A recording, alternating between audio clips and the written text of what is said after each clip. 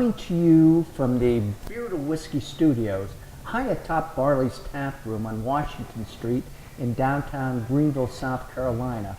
This is the latest edition of Beer to Whiskey.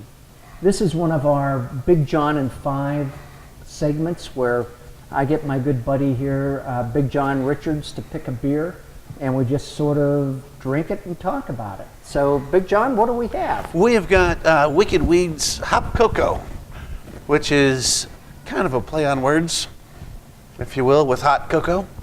So it's not as much a hoppy dark beer as it is really a play on the word on hot cocoa. On hot cocoa. So it's made with French broad chocolate, locally made chocolate up there in Asheville, North Carolina. It's a 6.5% porter. So stick your nose into it and it just smells like you're in a chocolate shop. It's big, deep, raw chocolate.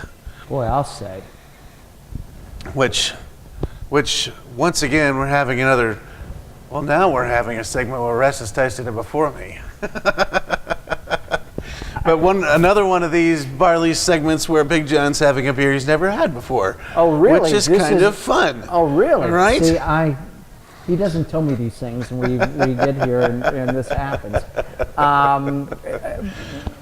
But I really, I'm a dark beer drinker anyway, but right. I really like this. No, I'm excited to try it myself. So without further ado, now I'm going to jump in on that part. Texas Missouri. Then we can.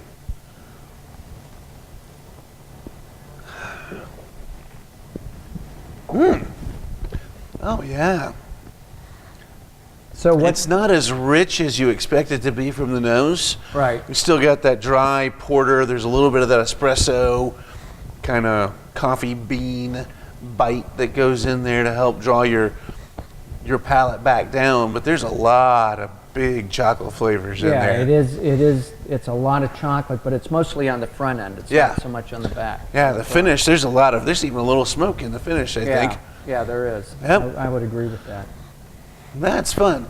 I continue to be glad to see Wicked Weed doing well for themselves, and they're one of the breweries that got bought up by one of the big guys. And oh, did they? They did, and I'm pleased to see that the big guys are letting the little guys do their business, and that I got one very good friend and some folks that I know that work for Wicked Weed, and these are people that work at these breweries and they're still doing their thing. They're still making really good beer.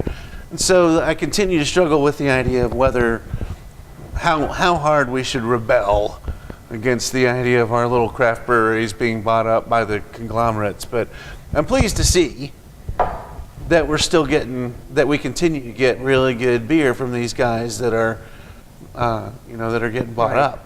Wicked Weed is a brewery in Asheville. It's in downtown Asheville.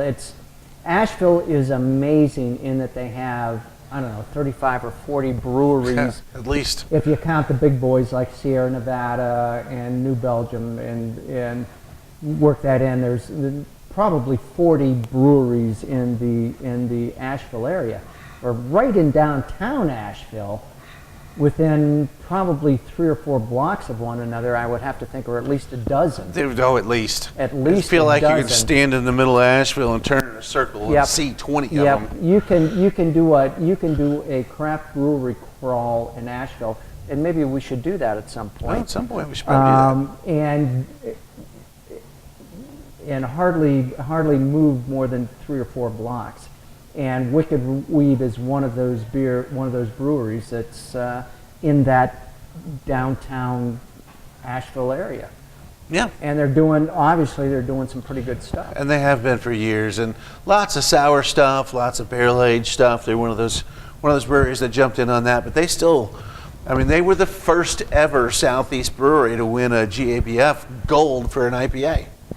Wow. Yep. And for our viewers, what's GABF? Great American Beer Festival. Okay. That's our kind of, you got World Beer Cup and you got some of the other international ones. Right. That are beer festivals and beer judging competitions, but GABF's probably the crowning jewel. That's the one if you if you go to GABF and get an award, you know you've arrived, Yeah. if you want to put it that way.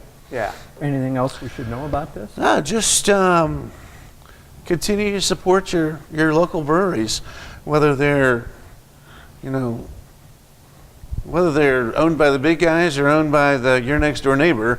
They're still employing your next door neighbors to some degree. I mean, we're on this cusp where none of us really knows what to do with the whole arrangement. Right. But I mean, once again, we talked about the Barley's rule, where it's got to be good beer or it doesn't survive, and Exactly. here it is. This is good beer. Well, with that, Big Jon, as always, thanks to Barley's Tap Room for hosting us, and Here's to it. here's to it. See you next time.